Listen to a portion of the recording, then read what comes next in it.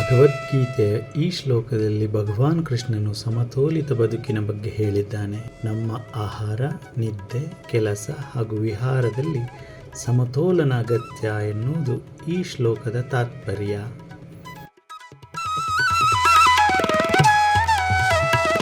ನಮಗೆ ಆಹಾರ ಅಗತ್ಯ, ಬದುಕಿಗಾಗಿ ಊಟ ಮಾಡಬೇಕು. ಆದರೆ ಯಾವತ್ತೂ ಅಧಿಕ ಆಹಾರ ಸೇವಿಸಬಾರದು, ಕಡಿಮೆಯೂ ಸೇವಿಸಬಾರದು. ವಿಶ್ರಾಂತಿಯೂ ನಮ್ಮ ಬದುಕಿನ ಪ್ರಮುಖ ಅಂಶ.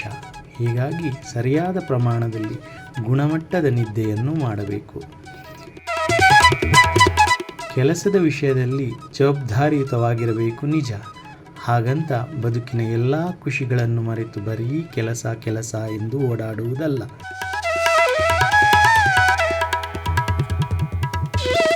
ಇನ್ನು ವಿಹಾರ, ನಮಗೆ ವಿಹಾರ ಮನೋರಂಜನೆ ಅಗತ್ಯ. ಹಾಗಂತ ಇದನ್ನೇ ಮಿತಿಗಿಂತ ಹೆಚ್ಚು ಮಾಡಬೇಡಿ ಹಾಗೂ ಕಡಿಮೆಯೂ ಮಾಡಬೇಡಿ. ಇಲ್ಲೂ ಸಮತೋಲನ ಅಗತ್ಯ.